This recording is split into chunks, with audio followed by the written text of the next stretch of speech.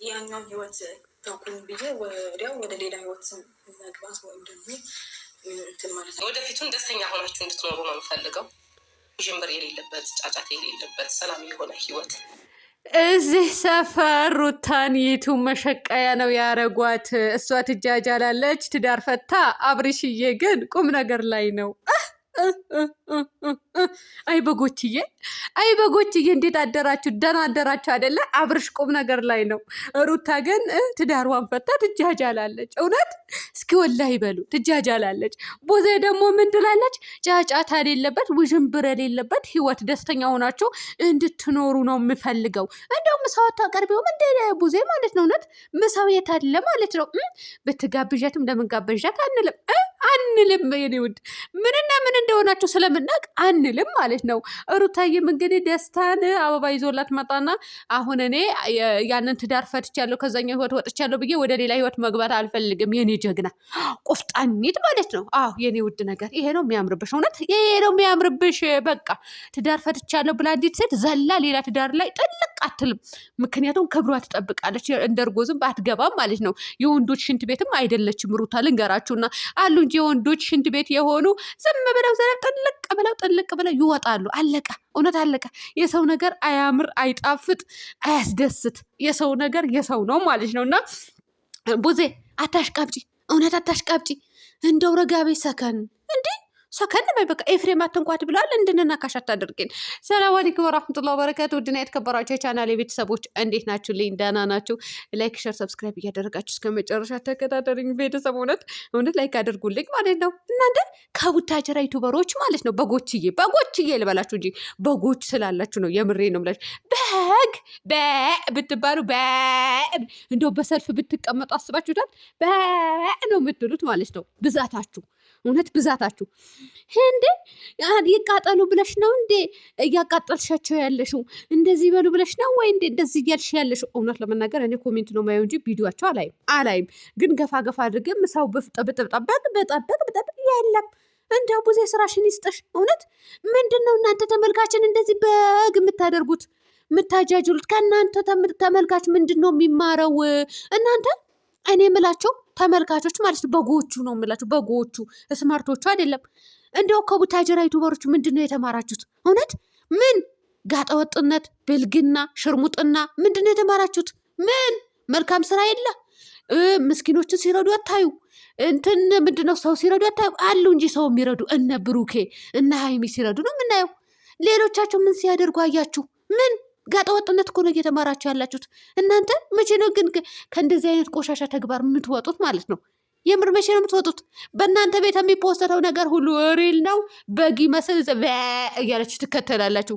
ከዛች ጨቅጫቃ እንኳንም ተለያየ። መልካም ህይወት። ሄርሜላ የፍቅር ሰው ናት። እንደው ሄርሜላ ለአብርሃም ምኑ እንደሆነች ብታውቁስ ምን ልትሉ ነው ጋይስ? ምን ልትሉ ነው? እውነት አያሳፍርም እንዴ? ደግሞ ቡዜ ምን ትላለች? በውስጥ የሆነ ነገር ነግሮኛል አብርሃም፣ በጣም ደስ ብሎኛል። እንደምታስጠሉ እኔ ለተመልካች እውነት ለመናገር ክብር ሊኖራችሁ ይገባል። የምሬ ነው የምላችሁ። ለተመልካች ምንድን ነው ማስተላልፈው? ትውልዱ ምን እያስተማርኩት ነው ያለሁኝ ብላችሁ አታስቡም እንዴ? ለምንድነው ግን ጋጠወጥነት የቡታጀራ ዩቱበሮች ማለት ነው ጋጠወጥነት የምታስተምሩት ለተመልካች? እውነት ስንትና ስንት ምስኪኖች አሉ፣ አዲስ የሚሄዱ ልጆች አሉ። ያንን ነገር ሲፖሰት እኮ ሲያዩ እውነት ሊመስላቸው ይችላል። ለምንድነው ግን ጋጠወጥነት ይሄ በወንድ ልጅ የማይጠበቅ ድርጊት፣ በሴት ልጅ የማይጠበቅ ድርጊት እንዲማሩ የምታደርጓቸው? እናንተ ደግሞ በጎች ማለት ነው። እውነት አትመኗቸው። እነሱ ሌላ ታሪክ ውስጥ ናቸው።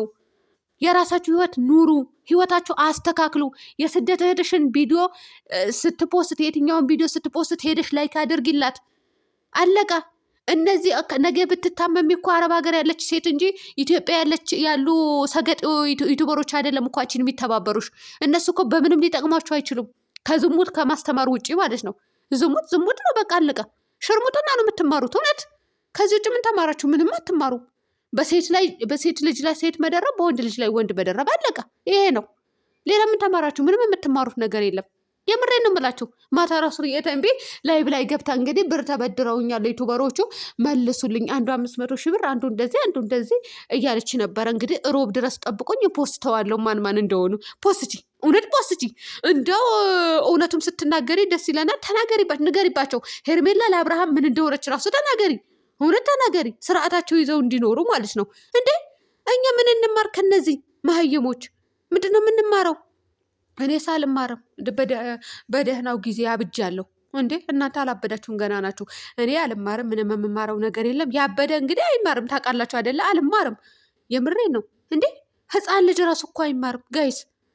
በቃ የሆነ ቪዲዮ ራሱ ሲታይ ወይኔ ይሄንን ልጅ ለከሌ ነው፣ ይሄንን ልጅ ለከሌ ነው ነው የምትባሉት እዚህ ራሱ እና ሩታዬም ደግሞ የኔ ውድ ነገር ክብርሽን ጠብቀሽ ልጆችሽ አሳድጊ። እውነት ወልደሽ ቀጣዩም ልጅ ወልደሽ በሰላም አሳድጊ እንጂ እንትና ማን ነው ደስታሽ ደስታችን ነው። በነገራችን ላይ አብርሃም እየተጃጃለ አይደል እንዴ? ቪዲዮ አትስራ እንልሽን፣ ግን በአብርሃም ቤት እንዳመጪ፣ እውነት እንዳመጪ አትምጪ። የቱን መሸቀያ አድርገዋታል። እሱ ህይወቱ እየኖረ ነው የምትሉ ሰዎች ደግሞ የራስሽን ህይወት ኑሪ እሺ። ህይወትሽን አጣጥፈሽ ኑሪ እንጂ ሩታ የቱን መሸቀያ፣ አብርሃም የራሱ ህይወት እየኖረ ነው፣ አግብቶልሽ እየኖረ ነው። ጅል አንፎ ምን ትመስላለች እቺ? ጅላንፎ እኮ ናቸው። እውነት ለመናገር ጅላንፎ ባትሆኑ ኑሮ ህይወቱን እየኖረ ነው። እሷ የቱ መሸቀያ ሆናለች። አንቺ ነሽ እንጂ በተፖሰተው ነገር በሙሉ ብለሽ እንትን ሄደሽ እንድታይ ላይክ እንድታደርግላቸው የተደረግሽው መሸቀያ የሆንሽ እኮ አንቺ ነሽ። አንቺ ልበልሽ እንጂ ብዙዎቻችሁ ናችሁ አንቺ ምላችሁ ማለት ነው። እንዲገባችሁ በደንብ አድርጌ ተናግራችሁ እንዲገባችሁ አንቺ ልበልሽ። እያንዳንዳችሁ የዝሙት መንፈስ ምንም የተማራችሁት ነገር የለም። እስኪ ከቡታጀራ ዩቱበሮች ይሄ ተማርን።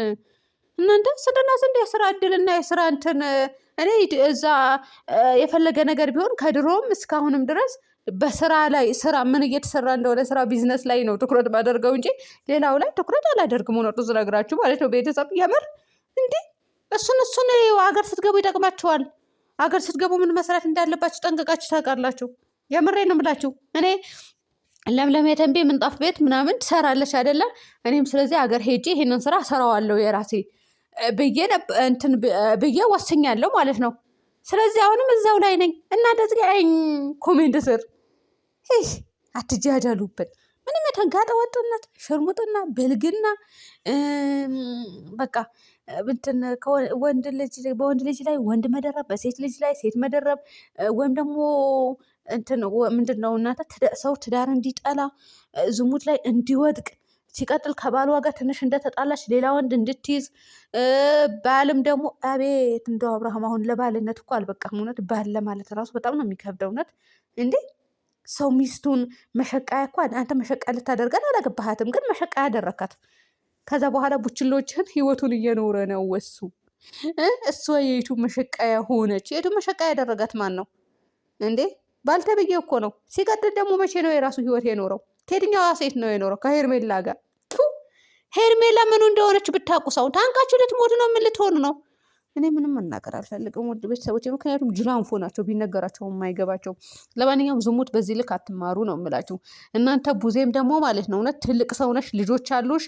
የሆነ ነገ ልጆችሽ መውደቅ እንዲወድቁ የማትፈልጊበትን ቦታ ሌላኛው ሰው እንዲወድቅ አታደርጊ፣ አታስተምሪ። እዚህ ጋር እየመጣሽ ማለት ነው መልካም ህይወት እንድትኖሩ ውዥንብር የሌለበት ጫጫታ የሌለበት ገለመኔ እያልሽ የተመልካችን አንጀት እየበላሽ ውሸትን አታስተላልፊ። እውነቴ ነው የምልሽ፣ ትልቅ ሴት ነሽ፣ ልጆች አሉሽ። የልጆች እናት ደግሞ ቆፍጠን ብላ ራሷን ሰብስባ ስትኖር ነው የሚያምርባት።